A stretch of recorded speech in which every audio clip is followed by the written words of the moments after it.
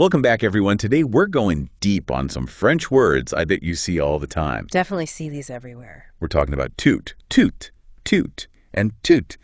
And I know a lot of you are working towards that pronunciator certificate. Yeah. And that means mastering these words. Absolutely. As both pronouns and adjectives. Which can be tricky. So we're going to break it all down for you today, make it super clear. Yeah. And by the end, you'll be using them like a native speaker. With confidence. Okay. Let's start with the basics. Okay. What does tout even mean, like at its core? Well, it has this idea of whole baked right in. Okay, so it's like the ultimate unifier. I can see why it pops up everywhere then. But you mentioned pronouns and adjectives. Right. How does one little word do both those jobs? Think of it like this. Tout can be a chameleon. It changes depending on what it's doing in the sentence. Okay, I like that. So sometimes it's standing alone as a pronoun. Exactly. Representing a whole idea or a group. Right. And other times, it's an adjective. It's tagging onto a noun to give it that sense of completeness. Yeah, and that's where it gets really interesting. Because it also changes its form. Uh-oh. To match the noun it's with. So this is where that whole gender and number agreement thing comes in. Yeah. The thing that makes French, well, French. Yes. French loves harmony, precision. Everything needs to fit together perfectly. Like a puzzle. Exactly. So tout needs to mirror the gender and number of the noun it's linked to. Makes sense. Can you give some examples of how this all plays out in real life? Sure. Let's say you want to talk about everyone. You'd say tout le monde. Tout le monde. Notice how tout becomes tout le. It's agreeing with monde, which means world. Ah, so it's masculine and singular. Exactly. What if you want to say the whole day? The whole day. That's toute la journée. Okay, so now tout is toute. Because journée is feminine and singular. I'm starting to see the pattern here. And if I wanted to talk about every day... Tous les jours. Tous les jours, because jour is masculine plural. Got it. You're a natural, and this applies whether tout is a pronoun or an adjective. Always got to match that noun. All right, so we've seen tout in action as an adjective. Now let's see what it can do as a pronoun. Flying solo. Okay. How does that work? Well, as a pronoun, it often represents a concept, something general or abstract, like he knows everything would be il sait tout. Il sait tout. Tout is doing a lot of work there. It's all knowledge wrapped up in one word. Very efficient. I like it. What about, she ate everything? Elle a tout mangé. Elle a tout mangé. So there tout is standing in for all the food. You got it. This is really helpful. But you know, sometimes I get tripped up between tu and two when they're pronouns. Ah, yeah. Is there an easy way to remember which is which? Think of tous as the team player. Okay. It only shows up when you're talking about a bunch of things that are masculine plural. So if I wanted to say everyone came, and I know the group was all met. You'd say tous sont venus. Tous sont venus. Perfect. What if it was a mixed group? Men and women. Then we'd need to consider the noun that goes with the verb. Remember that agreement rule. Right. Got to keep things harmonious. Exactly. So all the children went to the park would be Tous les enfants sont allés au parc. Tous les enfants. Okay, because enfant is grammatically masculine plural. Even though it includes girls? Yeah. This is starting to click. I feel like I'm finally getting a handle on these tricky words, but I'm sure there's more to uncover, right? Oh, definitely. We've just scratched the surface. All right, well, I'm ready for the next challenge. Bring it on. All right, are you ready for round 2? Let's do it. We got a ton of questions from you guys on Pronunciator about using tout. So let's dive right in. Okay, fire away. First up, someone wants to know about using tout with a masculine singular noun phrase as an adjective, of course. Ah, so like tout nouveau livre for every new book. Exactly. Even though livre is masculine and singular, tout stays as is. Because it's an adjective in that case. Got it.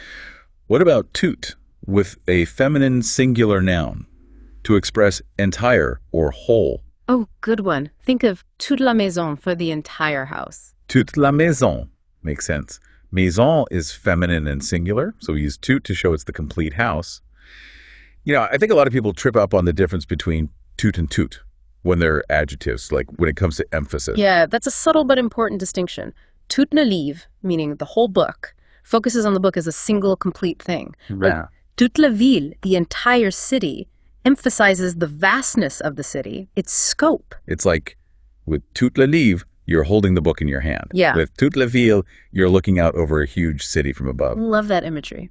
Okay, this next question is about using tout to express kind of a shared feeling among a group, like solidarity or agreement. Ooh, that's a good one. How would you do that? Imagine a group of friends. They all agree on something. They could say, on est tout d'accord. On est tout d'accord. We all agree. Yeah, so tout there emphasizes their unity, like they're all on the same page. Raising their hands in agreement.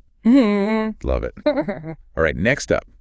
The plural form of toute when it's modifying a feminine noun. So as an adjective again, that would be toute, like in toutes les fleurs, all the flowers. Toutes les fleurs. Okay, so same idea as with masculine plurals, just using toute to match. Yes. Here's a question about using toute as a pronoun when you've got a feminine singular subject. Okay. A good example of that is elle est toute seule. She is all alone. Elle est toute seule. So toute is agreeing with elle, which is our feminine singular subject. Right. And it's kind of acting like an adverb there, modifying so. You're right. It is. French grammar is a workout. Okay, someone wants to know if you can use any form of toute in a negative sentence. Of course. A simple example is je ne comprends pas tout. I don't understand everything. Je ne comprends pas tout. So even in a negative sentence, tout keeps its core meaning of all or everything. Exactly. And remember that phrase, ne pas du tout. Oh yeah, not at all. It packs a punch. This one comes up a lot. How do you decide between tout and toute as pronouns? Yeah, that's a tough thing. If you're talking about a bunch of things that are masculine and plural, you gotta go with tous. Tous. But if it's a concept or an uncountable thing, then toute is your best bet. So, tous sont venus, for everyone came, assuming we're talking about a group of guys. Right. And il sait tout, meaning he knows everything, because we're talking about all knowledge. You nailed it. Now, here's one that trips people up. The difference between tout and chaque, when you want to say each or every. Oh, yeah.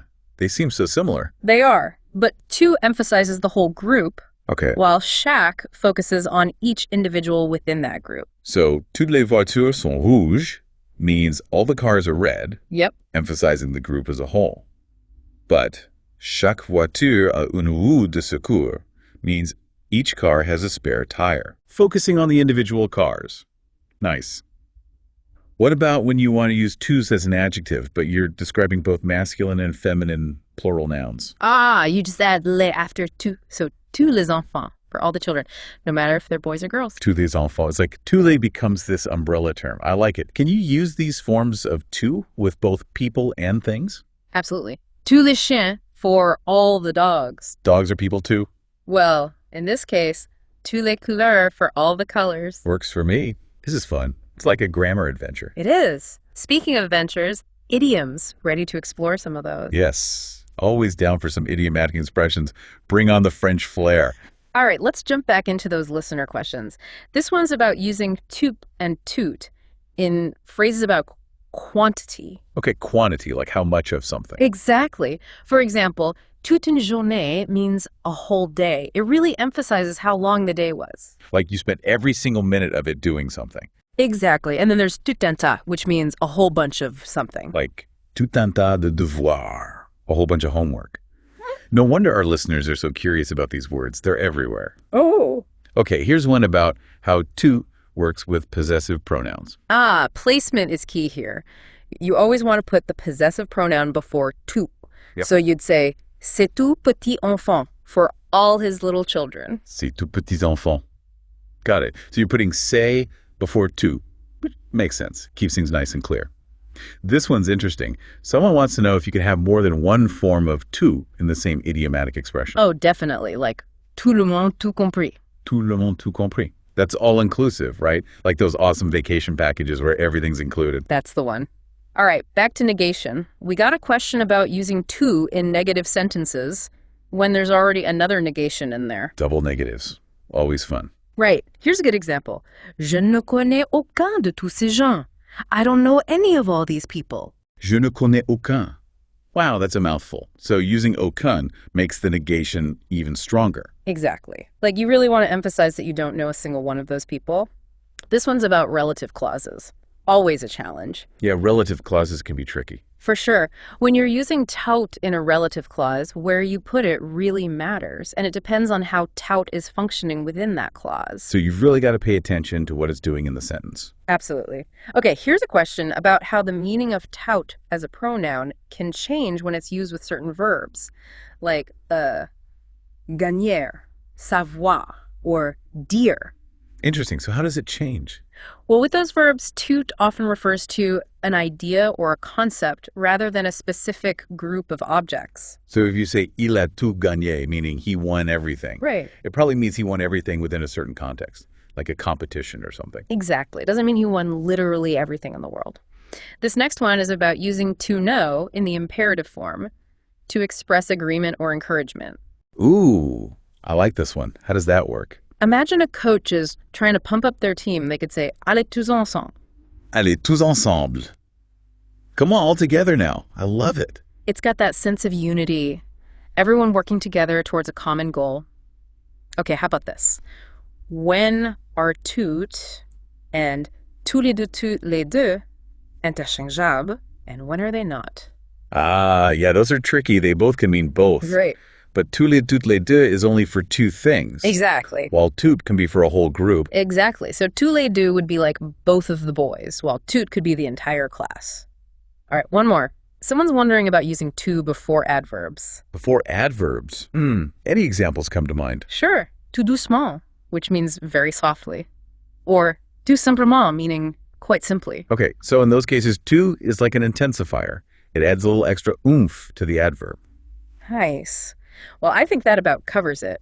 We've tackled a lot of questions today, and I feel like our listeners have a much better grasp on tout, and toute now. I agree. It's been a great deep dive. So, to everyone listening, remember, these words are your friends. Don't be afraid of them.